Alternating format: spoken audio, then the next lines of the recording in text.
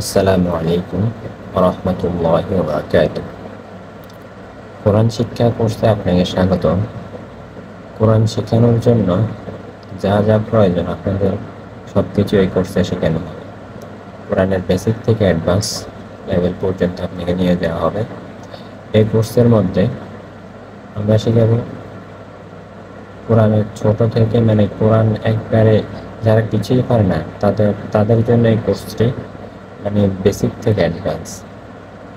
এবং এই কোর্সে সুবিধা হচ্ছে আপনি ছোট থেকে একবারে বড় লেভেল, অ্যাডভান্স লেভেল পর্যন্ত আপনি চলে যেতে পারবেন। তাই এই কোর্সটি ধৈর্য ধারণ করে করার জন্য আপনাদের কাছে অনুরোধ রইল। তো আজকে আমরা যা পড়ব আরবি হরফ। আরবি হরফ মূলত 29টি, আমরা প্রত্যেকেই জানি। আরবি হরফের উচ্চারণ কীভাবে করতে হয় আমরা আজকে তা শিখব। আরবি হরফ যেমন আমি আপনাদের দেখাই।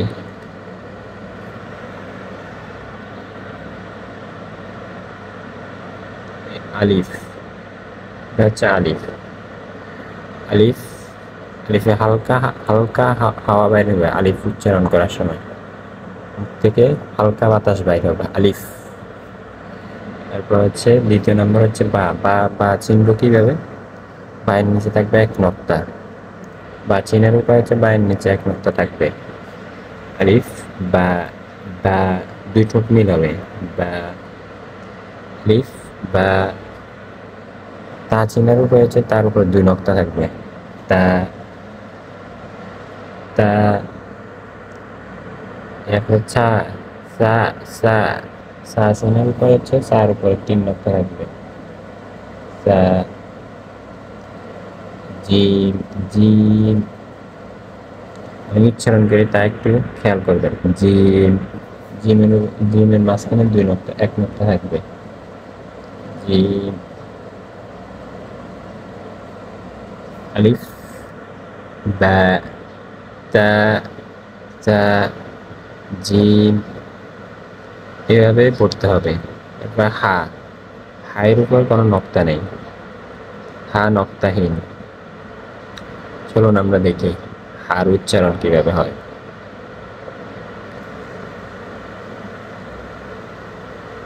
হার উচ্চারণ হবে, দেখেন, হা আর খয়ের উপর এক নক্তা, খ, খ, হা, খ। দাল, দাল। জালের উপর হচ্ছে এক নক্তা, আমরা জাল চিনব কিভাবে? জালের উপর হচ্ছে এক নক্তা, জাল, জাল। র, র কিরকম হবে? র হচ্ছে এরকম হবে, র, র। জা, জা, জা, জায়ের উপর এক নক্তা। আর হচ্ছে শিন, শিনের উপর কোনো নক্তা নেই, শিন, শিন। এই শিনের উপর হচ্ছে তিন নক্তা। শিন চিনব কিভাবে? একটার উপর নক্তা আছে আর একটার উপর নক্তা নাই, সিন, সিন। ঠিক আছে, সিন। রে, সোয়াদ, সোয়াদ, সোয়াদ, সোয়াদ, সোয়াদ। দদ, দদের উপর কয় নক্তা? এক নক্তা, দদ,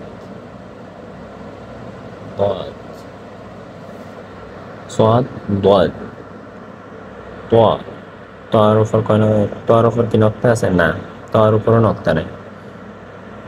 ত, ত পূর্বমুখী হবে ত। এরপরে জ, জয়ের উপর কয় নক্তা? এক নক্তা। এটা পূর্বমুখী জ, ত, জ, ত, জ। আইন, আইনের উপরেও নক্তা নেই।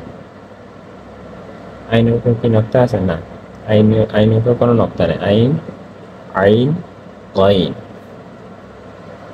গাইন, আইন, গাইন। ঠিক আছে, এবার আমরা দেখি পরের অক্ষর হচ্ছে আইন ফা ফা ফা ফা, দুই ঠোঁট মিলবে, হালকা মিলে ফা ফা ফা, ফা ফা। তারপর হচ্ছে কফ, কফ দুই নক্তা, কফের উপর কয় নক্তা? দুই নক্তা, কফ ফা কফ। এরপর হচ্ছে কাফ, কাফ কিভাবে চিনব? কাফের মাঝখানে এস শূন্য আছে, এস কাফ ফা কফ কাফ কাফ।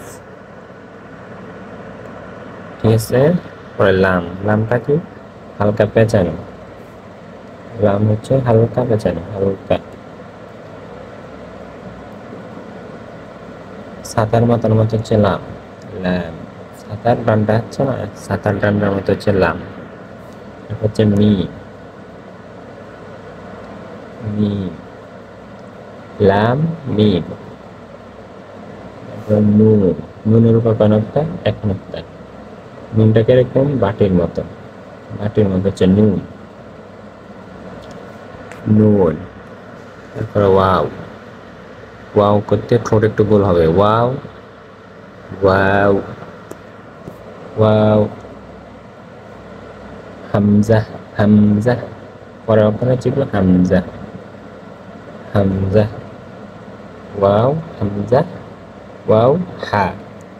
একটা হা হচ্ছে আগে আমরা দেখেছি, হা দুই রকম,